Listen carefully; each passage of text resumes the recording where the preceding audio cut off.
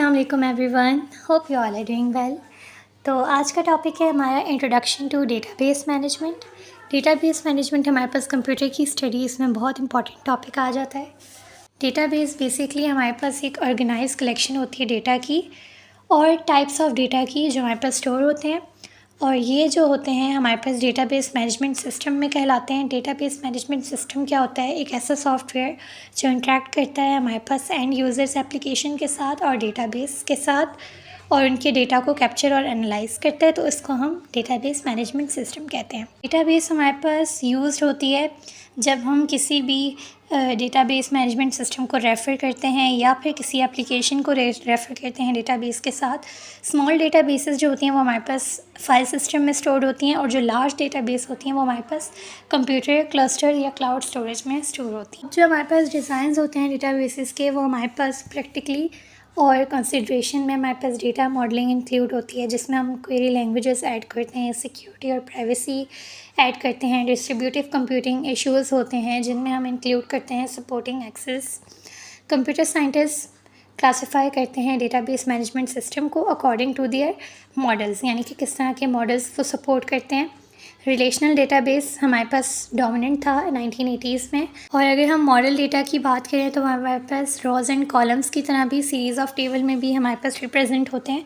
और अगर इनकी वास्ट मेजॉरिटी की बात करें तो वो हमारे पास एसक्यूएल यूज़ करते हैं for writing and curing data. और जब हम 2000 सेंचुरी की बात करते हैं तो हमारे पास नॉन रिलेशनल डेटाबेस जो थी वो पॉपुलर हो चुकी थी, क्योंकि वो करेक्टली रेफ़र कर रही थी as no SQL because they use different query languages, यानी कि यहाँ पे सिर्फ एसक्यूएल की बात नहीं हो रही, और भी डिफरेंट लैंग्वेजेस की बात हो रही थी। नेक्स्ट अगर हम डेटाबेस लैंग्वेजेस की बात करें तो हमारे पास बहुत सारी आ जाती हैं। कुछ उनमें से आ जाती हैं डेटा कंट्रोल लैंग्वेज जो हमारे पास कंट्रोल करती थी access to data.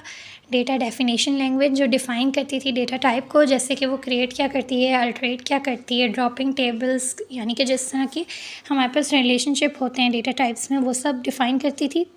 Data manipulation language क्या करती थी? परफॉर्म करती थी task such as updating, deleting, inserting, जितने भी टास्क होते हैं वो परफॉर्म करती थी। उसके बाद नेक्स्ट हमारे पास आ जाती है data query language. Data query language क्या करती थी? अलाउ करती थी कि हम इंफॉर्मेशन सर्च कर सकें और उसको कंप्यूटिंग तरीके से डिराइव कर सकें इंफॉर्मेशन को, जितनी हमारी नॉलेज है, या उसको किस तरह से हम रिप्रेजेंट कर सकते हैं। ठीक है, तो ये हमारे पास डेटाबेस लैंग्वेजेस आ जाती हैं। अगर हम डेटाबेस मॉडल की बात करें तो ये एक ऐसी टाइप ऑफ डेटा मॉडल होते थे जो डिटरमाइन करते थे लॉजिकल स्ट्रक्चर, यानी कि किस तरह से आप उसे मैन्यू डेटा को स्टोर कर सकते हैं, ऑर्गेनाइज कर सकते हैं, मैनिपुलेट कर सकते हैं। अगर इसकी एग्जांपल्स की बात करें तो सबसे बड़ी जो एग्जांपल आती है वो हमारे पास रिलेशनल मॉडल आ जाते हैं जो हमारे पास टेबल बेस्ड फॉर्मेट में यूज़ हुए थे। अगर हम कॉमन लॉजिकल डेटा मॉडल्स की बात करें तो हमारे पास नेविगेशनल डेटाबेसेस आ जाती हैं, हायरार्किकल डेटाबेस मॉडल आ जाते हैं, नेटवर्क मॉडल आ जाते हैं, और ग्राफ मॉडल्स आ जाते हैं।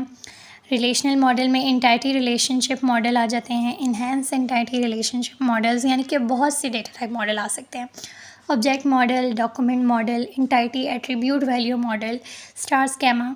और अगर ऑब्जेक्ट रिलेशनल डेटाबेस कंबाइन करते हैं ना टू रिलेटेड स्ट्रक्चर से, तो वो एक हमारे पास फिजिकल डेटा मॉडल्स हो जाते हैं और हमारे पास अदर्स मॉडल्स हो जाते हैं। यानी कि अगर फिजिकल डेटा की बात करें तो हमारे पास इन्वर्टेड इंडेक्स और फ्लैट फाइल आ जाती हैं।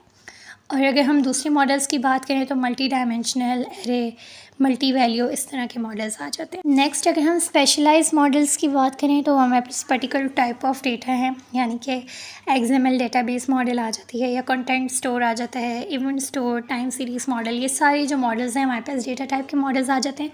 नेक्स्ट मैंने आपको यहाँ पे शेयर किया स्क्रीन पे 5 टाइप्स ऑफ डेटाबेस मॉडल्स हैं, जिनमें आपको ऑब्जेक्ट ओरिएंटेड मॉडल भी नज़र आ रहे होंगे, नेटवर्क मॉडल नज़र आ रहे होंगे, रिलेशनल मॉडल नज़र आ रहे होंगे, हायरार्किकल मॉडल, फ्लैट फाइल, यानी कि जितने भी आपके पास डेटा टाइप मॉडल्स हो सकते हैं ना, तो सब मैंने आपको कलेक्टिवली स्क्रीन पे शेयर किए हैं, तो आप इनको देख सकते हैं। देखें, सबसे पहले हमारे पास फ्लैट फाइल मॉडल है, तो वो किस तरह से है, फिर उसके बाद रिलेशनल मॉडल किस तरह से हैं, हायरार्किकल अपने तरीके से हैं, फिर ऑब्जेक्ट ओरिएंटेड अपने स्टाइल से हैं, नेटवर्क मॉडल अपने स्टाइल से हैं, यानी कि डिफरेंट डेटाबेस मॉडल्स हैं हमारे पास। नेक्स्ट हम बात करते हैं डेटाबेस मैनेजमेंट सिस्टम की, जो कि प्रोवाइड करता है 3 views of the database data, यानी कि 3 व्यूज़ से आप देख सकते हैं, एक्सटर्नल लेवल, कंसेप्चुअल लेवल और इंटरनल लेवल। ठीक है, एक्सटर्नल लेवल पे क्या होता है कि how each group of end user see the organisation of data in the database. External में क्या होता है कि आपके पास जितने भी यूज़र्स हैं वो किस तरह से आपकी डेटाबेस को देख सकते हैं, यानी कि आपकी ऑर्गेनाइजेशन ऑफ डेटा को देख सकते हैं। A single database can have any number of views at the external level. ठीक है, एक्सटर्नल लेवल की अगर हम व्यू की बात करें तो बेसिकली ये इस तरह से डिफ़ाइन होता है कि किस तरह से आपके यूज़र्स आपके ऑर्गेनाइजेशन ऑफ डेटा को देख सकते हैं। कॉन्सेप्चुअल लेवल में हमारे पास लॉजिकल लेवल आ जाता है कि किस तरह से वेरियस एक्सटर्नल व्यूज़ आपकी ग्लोबल वैल्यू के साथ अटैच होते हैं, यानी कि किस तरह से प्रोवाइड करती हैं। यानी कि इस कॉन्सेप्चुअल व्यू में क्या होता है कि जितने भी हमारे पास एक्सटर्नल व्यूज़ हैं वो सिंथेसाइज होते हैं, यानी कि किस तरह से एक यूज़र आपका कॉन्सेप्ट रखता है या आपकी लॉजिक रखता है कि आपके डेटाबेस में क्या क्या चीज़ें ऐड हो सकती हैं। और ये एक ऐसा स्कोप होता है जिसमें आप इंटरेस्ट देख सकते हैं आपके एप्लीकेशन डेवलपर्स का कि वो किस तरह से आपकी डेटाबेस मॉडल में किस तरह से इंटरेस्ट लेते हैं, किस तरह से उनकी लॉजिक काम करती है, या वो किस तरह से एडमिनिस्ट्रेटर आपके डेटाबेस मैनेजमेंट सिस्टम को देखता है। ठीक है, उसका point of view conceptual level के साथ अट्रैक्ट होता है। ठीक है, नेक्स्ट हमारे पास इंटरनल लेवल आ जाता है, यानी कि फ़िज़िकल लेवल। यहाँ पे यानी कि किस तरह से हमारे पास डेटा इनसाइड है डेटाबेस मैनेजमेंट सिस्टम के, और किस तरह से उसकी कॉस्ट है, परफॉर्मेंस है, स्केलेबिलिटी है, और किस तरह से वो ऑपरेशन जो है वो परफॉर्म होते हैं, किस तरह से वो डील करते हैं स्टोरेज लेआउट के साथ। यानी कि जितना भी इंटरनल हमारे पास डेटाबेस के अंदर आ जाता है वो सब ये देखते हैं। ठीक है, इंटरनल व्यू। अब जैसे डेटा स्टोर होता है तो वो किस तरह से जेनरिक डेटा है, या उसकी परफॉर्मेंस जस्टिफिकेशन है या नहीं है, या वो बैलेंस कर रहा है एक्सटर्नल व्यूज़ को, क्या उसकी परफॉर्मेंस रिक्वायरमेंट्स पूरी हो रही हैं, या फिर उसके अटैम्प्ट जो ओवरऑल परफॉर्मेंस है वो हो रही है कि नहीं हो रही। तो ये सब हमारे पास इंटरनल व्यू में आ जाता है। सो बेसिकली हमारे पास डेटाबेस एक ऐसी डिजिटल फाइलिंग होती है या कैबिनेट होती है जहाँ पे हम अपने डेटा को स्टोर कर सकते हैं, ऑर्गेनाइज कर सकते हैं, मैनेज कर सकते हैं, जिसमें आपके पास बहुत सी इंफॉर्मेशन एक स्ट्रक्चर वे में होती हैं। और डेटाबेस से हमारी चीज़ें बहुत आसान हो जाती हैं क्योंकि आपको एक सीक्वेंस में इंफॉर्मेशन मिल रही होती है। जैसे अगर हम एक लाइब्रेरी की बात करें तो जहाँ पे बुक्स हम फॉर एग्जांपल डेटा ले लेते हैं, और हमारे पास शेल्फ जो होती हैं उनको टेबल्स ले लेते हैं, और जो लेबल्स होते हैं उनको फील्ड्स ले लेते हैं। यानी कि जब हमारे पास चीज़ें अरेंज होंगी तो हम उन्हें अच्छे से पढ़ सकेंगे या अच्छे से उनको अपने अंदर ले सकेंगे इन्फॉर्मेशन को। इसी तरह अगर डेटाबेस की बात करें तो डेटा जो है वो हमारे पास स्टोर होता है टेबल्स में, लाइक स्प्रेडशीट्स में होता है, और ईच टेबल हैज़ फील्ड यानी कि कॉलम्स होते हैं और उनके रिकॉर्ड्स होते हैं, रोज़ होती हैं।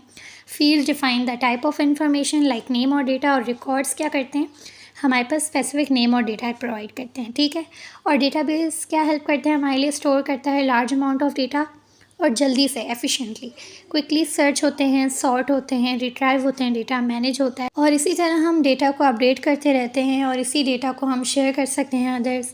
यानी कि आप इस डेटाबेस के थ्रू बहुत सी चीज़ें कर सकते हैं। कंप्यूटर में इसका कॉन्सेप्ट इसलिए इम्पॉर्टेंट है क्योंकि डेटाबेस मॉडल्स जो होते हैं वो हमारे लिए काफ़ी आसानियाँ कर लेते हैं। फॉर एग्जांपल अगर आपको किसी ऑफिस में किसी एम्प्लॉय की इंफॉर्मेशन निकालनी है, या फिर कितना उसने काम किया है, कितना उसका काम, मतलब एनीथिंग, आपको किसी की भी इंफॉर्मेशन चाहिए तो आपको डेटाबेस के थ्रू इजीली चीज़ें मिल जाती हैं। तो होपफुली आपको डेटाबेस मैनेजमेंट सिस्टम का कॉन्सेप्ट क्लियर हो गया होगा। अभी भी अगर आपको इससे रिलेटेड, इस टॉपिक से रिलेटेड कोई भी क्वेश्चन है, कोई भी क्वेरी है तो आप मुझे कह सकते हैं। I will try my best कि मैं आपकी हेल्प कर सकूँ।